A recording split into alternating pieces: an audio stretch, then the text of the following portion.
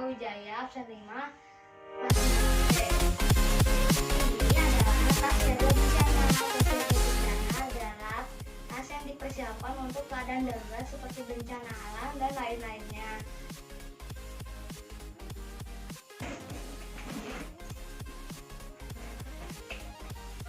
Pertama ada pakaian. Pakaian bertujuan agar menghangatkan tubuh agar tidak kedinginan. Kemudian ada makanan dan minuman.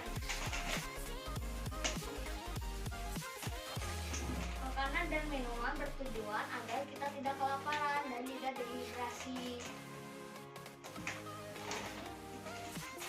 Kemudian ada masker. Masker bertujuan agar kita tidak terkena virus, debu, penyakit dan lain-lainnya. P3K. Kotak P3K berisi hand plester, obat-obatan, alkohol, dan gunting. Kotak P3K bertujuan agar jika ada orang yang sakit atau terluka bisa menggunakan kotak P3K ini. Kemudian ada uang cash. Uang cash bertujuan agar kita dapat membeli sesuatu seperti makanan, minuman, dan lain-lain.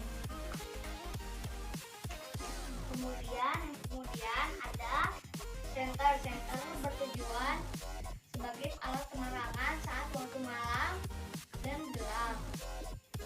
Kemudian ada dokumen penting. Dokumen penting bisa berupa ijazah, sertifikat iman, STNK, dan lain-lain. Dokumen penting bertujuan sebagai bukti kepemilikan kita.